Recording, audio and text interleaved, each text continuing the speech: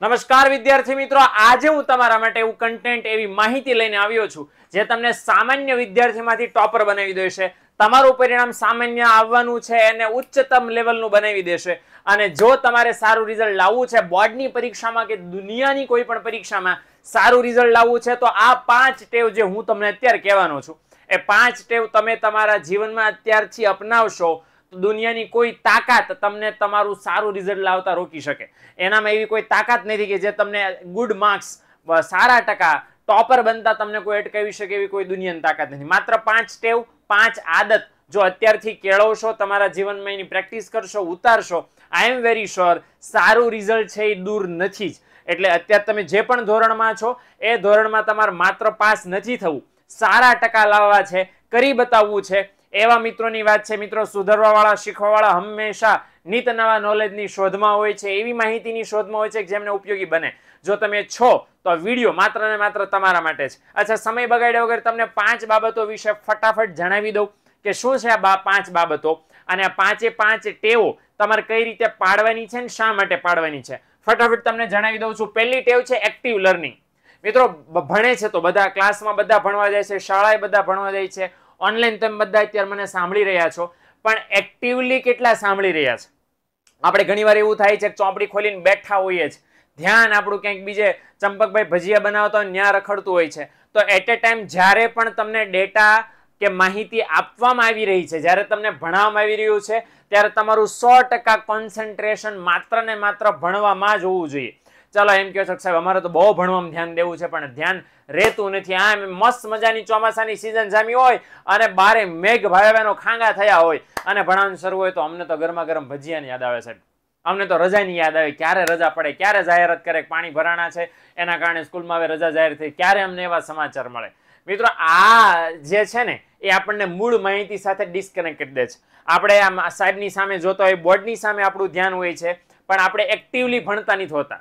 આવું કરવા માટે શું કરવું પડે? ભણતી વખતે પેન્સિલ હાથમાં રાખો, જ્યાં જ્યાં વંચાઈ રહ્યું છે ત્યાં આપણો હાથ શરૂ રહેવો જોઈએ. જ્યાં જ્યાં સાહેબ છે, જે તે વિષયના સર છે, કોઈ સમાનાર્થી શબ્દો કે કોઈ આઈએમપી કોલે, કોઈ અંડરલાઈન કરવાનું કે કોઈ અન્ય શબ્દ લખવાનો કે તો સાથે સાથે લખતા જાઓ. જરૂર પડે ત્યાં શરૂ લેક્ચરે હાથ ઊંચો કરીને સવાલ પૂછતા જાઓ. સાહેબ જે સવાલ પૂછે છે એનો આન્સર કરતા જાઓ. હા કે ના જવાબ બોલતા જાઓ ક્લાસમાં, તો તમે એક્ટિવ રહ્યા કહેવાશો. યાદ રાખજો, જેટલા પણ મિત્રો ટોપર બન્યા છે હજી સુધીમાં અને જેટલા ટોપરની સાથે મેં વાત કરી છે, મને કોમન રિસ્પોન્સ શું છે કે તૈયારી કરવાનો મોટામાં મોટો સિક્રેટ ઈ છે કે તમારું 80% ક્લાસમાં તૈયાર થઈ જાય. જો 100% ક્લાસમાં ધ્યાન હોય તો.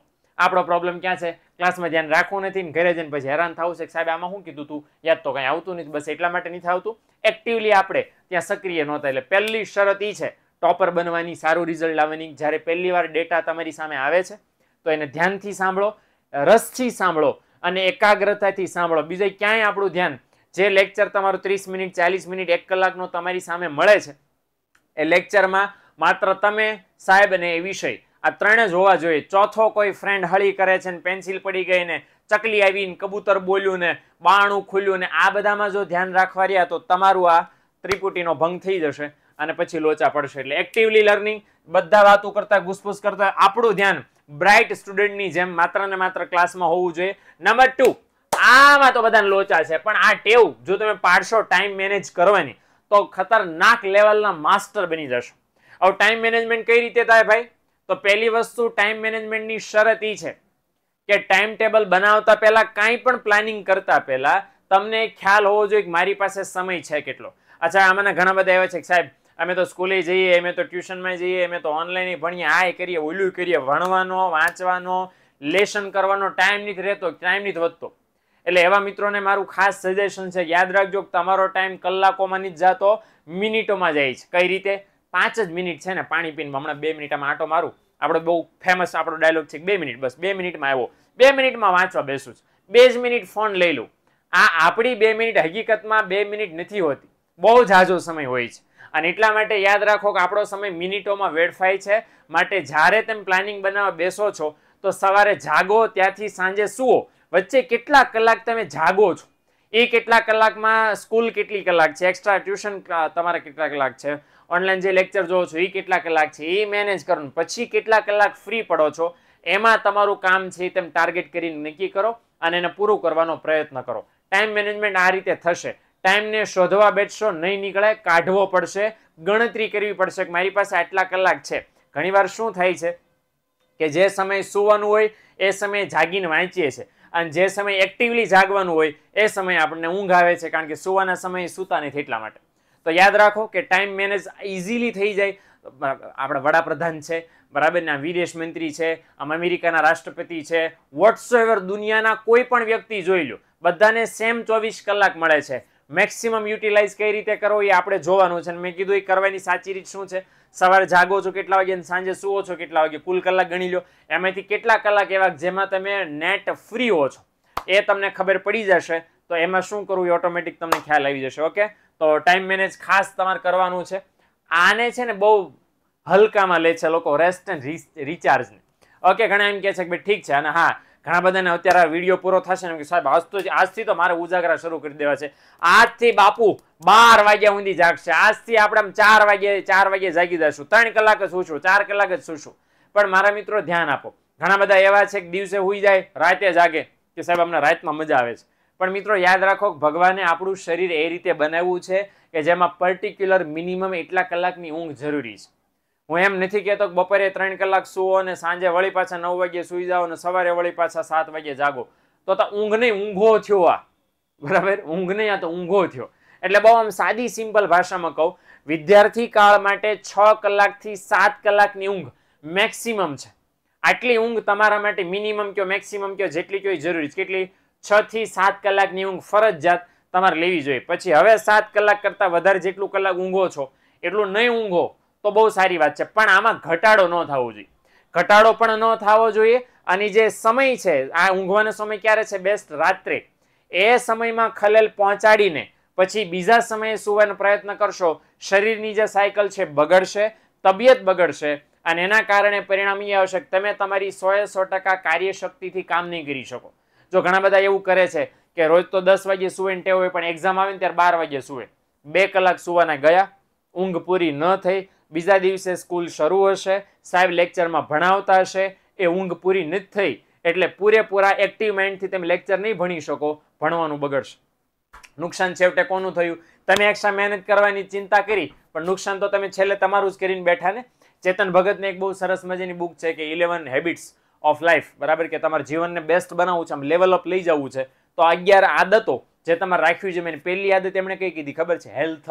આરોગ્ય જ સારું નહીં હોય તો. એટલે યોગ્ય આરામ ખાસ જરૂરી છે અને યોગ્ય આરામ યોગ્ય સમય ખાસ જરૂરી છે. આ વસ્તુનું ધ્યાન રાખજો. રાતના સમય સુવાનો છે. હા, એટલા માટે જ કહું છું ટાઈમ મેનેજ કરો તો સુવાના કલાક તમારા બગડશે નહીં. નહીતર દિવસે મોબાઈલ ઘુમડશો અને પછી અલ્લે વાંચવાનું તો બાકી રહી ગયું, બરાબર, સાસ ભી કભી બહુથી જોશો અને પછી વાંચવાનું બાકી રહી જશે, એના માટે રાત બગાડશો. એ ન થાય, એ ખાસ જોજો. એટલે સુવું ખાસ જરૂરી છે. 6 થી 7 કલાક મેં કીધું મેક્સ. ઓકે, ચોથી ટેવ જરાક છે ને એ બહુ કામની છે, બહુ સમજવા જેવી છે. Social and mental environment. તમે અત્યારે તો આમ મોટિવેશન લેશો, માની લો અમારા વિડીયો જોશો, કોઈ બીજા મોટિવેશનલ સ્પીકરના વિડીયો જોશો, એટલે વિડીયો જોશો, સ્પીચ સાંભળો એટલે આમ બહુ મસ્ત મજાની મોટિવેશન મળી જાય કે દુનિયા જીત લેંગે, આમ, બરાબર, દુનિયા જલા દેંગે, ये कर देंगे, वो कर देंगे, આમ કરી નાખશું. હમણાં સાહેબ હમણાં એટલું વાંચ નાખો ને બોર્ડમાં પહેલો નંબર આવતા વર્ષે માર્ચ 2025માં મારો, આવું થઈ જશે. 2 દિવસ થશે ને ત્રીજા દિવસે ખતમ.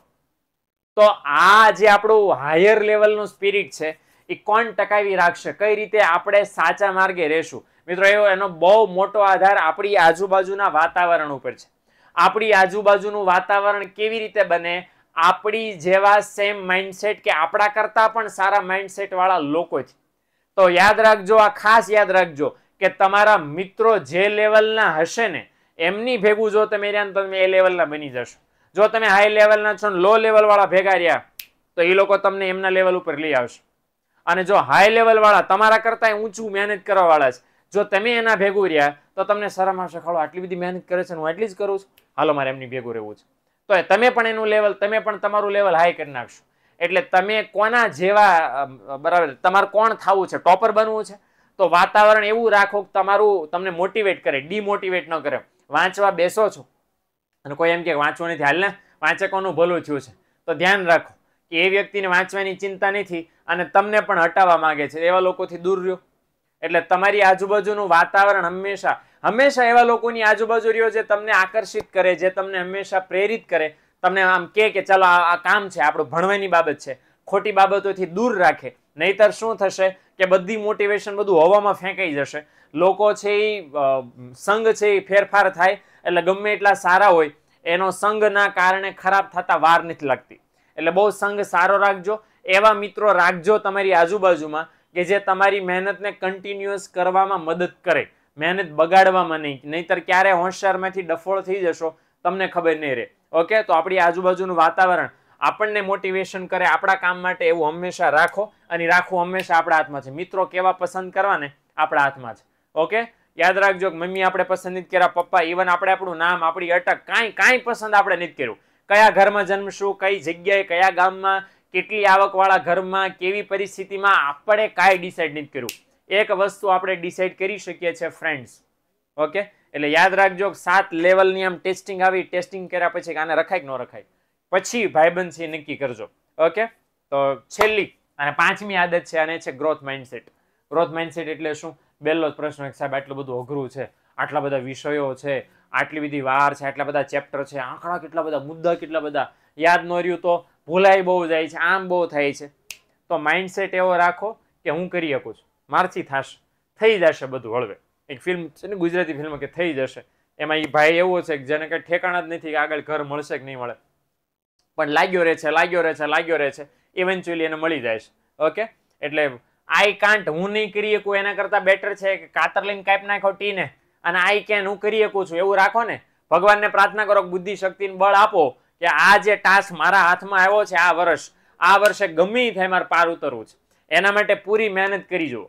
પછી જે રિઝલ્ટ આવે એની ભગવાનની મરજી છે, એ ભગવાને આપેલા ટકા છે.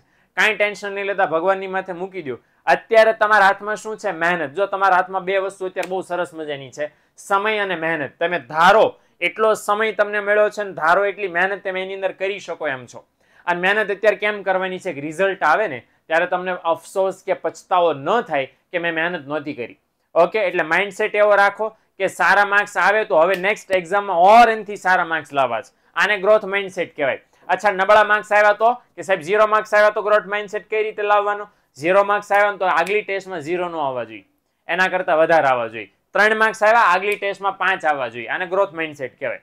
હળવે રાતોરાત છે ટોપર નહીં બની જવાય, રાતોરાત છે 10 માર્ક્સ આવતા હશે 90 નહીં આવી જાય, કાંઈ ટેન્શન નથી.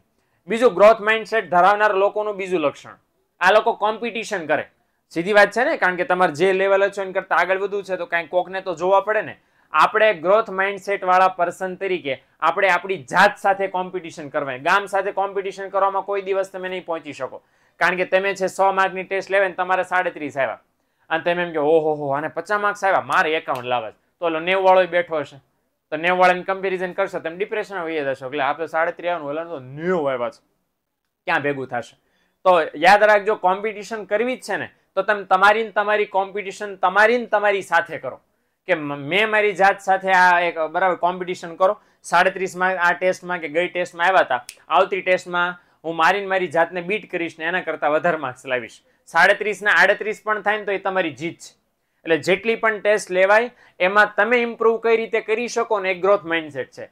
કોઈ પણ 72 માર્ક્સ આવે, ખરાબમાં ખરાબ માર્ક્સ આવે, આવી ગયા ને, હવે એમાં કઈ સુધારો નથી થવાનો, તો હવે એમાંથી શું વધારે થઈ શકે, આ માઇન્ડસેટ રાખો. રિઝલ્ટ હાથમાં આવે ને ટેસ્ટનું, વર્ષમાં ઘણી બધી લેવાશે, તો ત્યારે રિઝલ્ટ હાથમાં આવે ને તો બીજાના માર્ક જોઈને બળવાને બદલે, ટેન્શન લેવાને બદલે એ જોવો કે મારાથી શું ભૂલ થઈ, આ ભૂલ નેક્સ્ટ પેપરમાં ન થાય એના માટે અત્યારે મારે શું ધ્યાનમાં રાખવાનું છે એ નક્કી કરી લો, એ યાદ રાખી લો અને સમજી લો.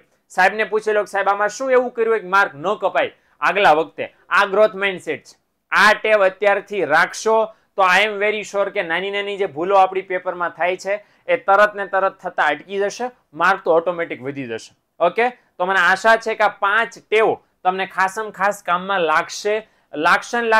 અમલ કરવાનું શરૂ કરી દો, નુકસાન નથી, ફાયદા જ ફાયદા છે. 5 માંથી એક પણ ટેવ જો તમે અમલમાં મૂકીને તો ફાયદો થવાનો છે. તમારું રિઝલ્ટ સામાન્ય કરતા બેટર આવવાનું છે. અને અત્યારે બેટર રિઝલ્ટ કોને નથી જોતું? માર્કેટમાં એટલી બધી કોમ્પિટિશન છે, એમાં ટકવું જરૂરી છે, એમાં જીતવું જરૂરી છે, એમાં આગળ રહેવું જરૂરી છે, સારા માણસ બનવું જરૂરી છે. અને કાંઈ નહીં તો સારા માણસ બનવા માટે પણ આ 5 ટેવો ખાસ જરૂરી છે. ઓકે, તો અને આશા છે કે તમને આ 5 ટેવો હેલ્પફુલ બનશે અને તમે તમારા જીવનમાં ઉતારશો. મિત્રોને શેર કરજો. માહિતી ગમી હોય તો વિડીયોને લાઇક કરજો અને ચેનલને સબસ્ક્રાઇબ કરવાનું ભૂલતા નહીં. મળીએ મિત્રો નેક્સ્ટ વિડીયોની અંદર. Thank you.